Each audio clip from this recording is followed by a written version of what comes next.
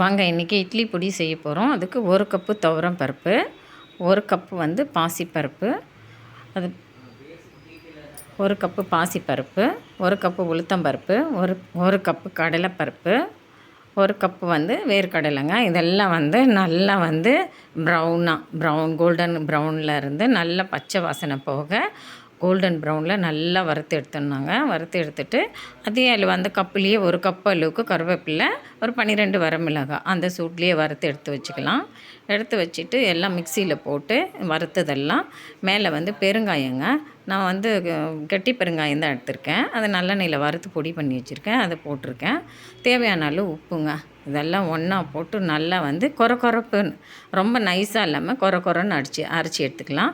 ரொம்ப டேஸ்டியாக நல்லா கம்மன்னு வாசனையாக நல்லா வந்து சாப்பிட்டா இட்லி இருந்தால் இன்னும் 2 கூட சாப்பிடுவாங்க. அந்த அளவுக்கு வந்து இட்லி பொடி ரெடி பண்ணிடலாம். வாசனையாக இந்த மாதிரி ரெடி பண்ணிங்க. ஈஸியாகவும் இருக்கும், டக்குன்னு செய்திடலாம். இந்த மாதிரி ஒரு மணி ட்ரை பண்ணுங்கள். இந்த வீடியோ பிடிச்சிருந்தால் லைக் பண்ணுங்கள், ஷேர் பண்ணுங்கள். விசேஷம் வெள்ளூர் விழாக்கு சப்ஸ்கிரைப் பண்ணுங்கள்.